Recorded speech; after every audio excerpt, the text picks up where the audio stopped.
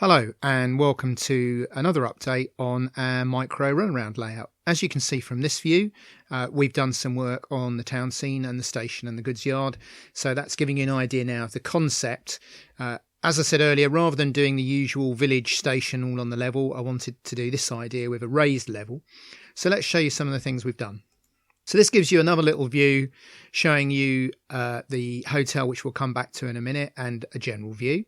And there we go. So the goods yard was causing me a few problems. I was trying to work it out, trying to fit a good shed in. And there's quite a lot of serendipity with this layout. I'm sort of finding things just as I need them.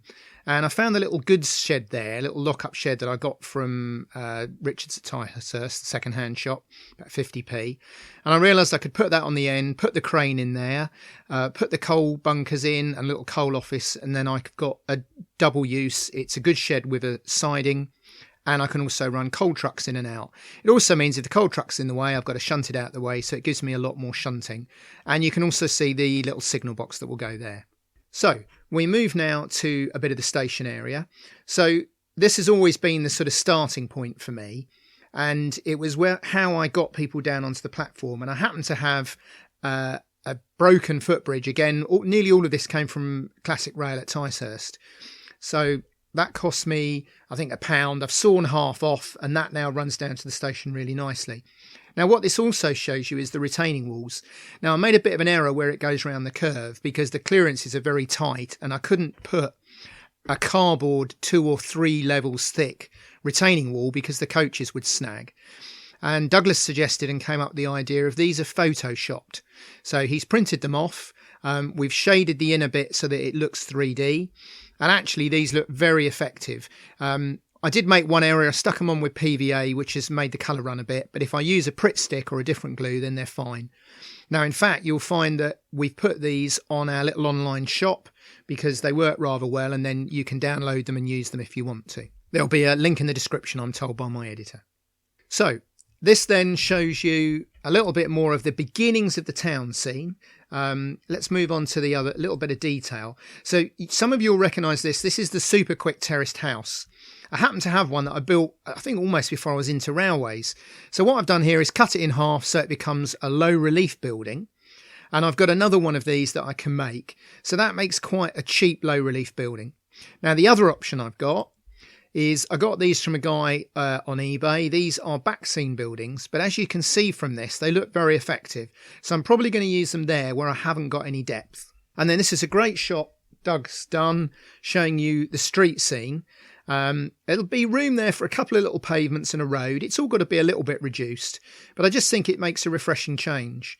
And you can see in the background there the 2 Metcalfe buildings. Now, again, I got these from Richard's. The terraced houses were £2, as was the hotel. Now, the terraced houses I knew I wanted, but the hotel he just got and it was cheap and I bought it. But I realised it can be the railway hotel, which will fit in really well. Now, the reason I was using the super quick buildings earlier, by the way, I should say, is I went online to see about buying some more Metcalfe low relief terraced houses, and they're between £12 and £15 each. So this brings us back again to the problem with the cost of model railways.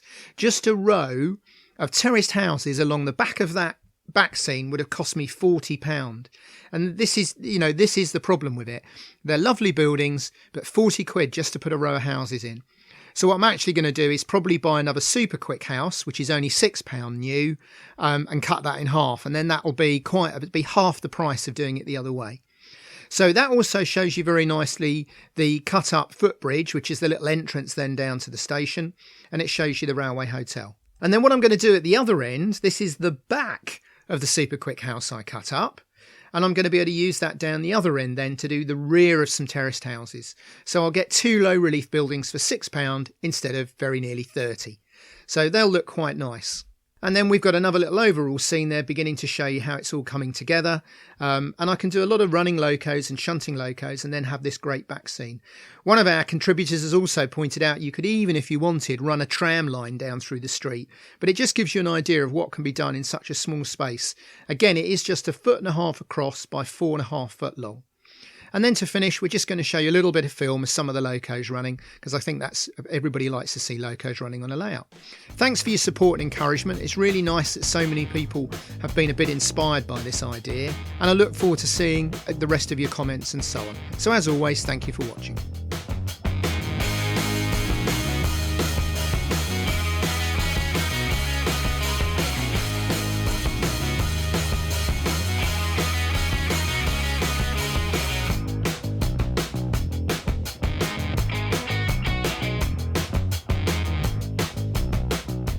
Hi, thanks for watching the video and for the nice comments.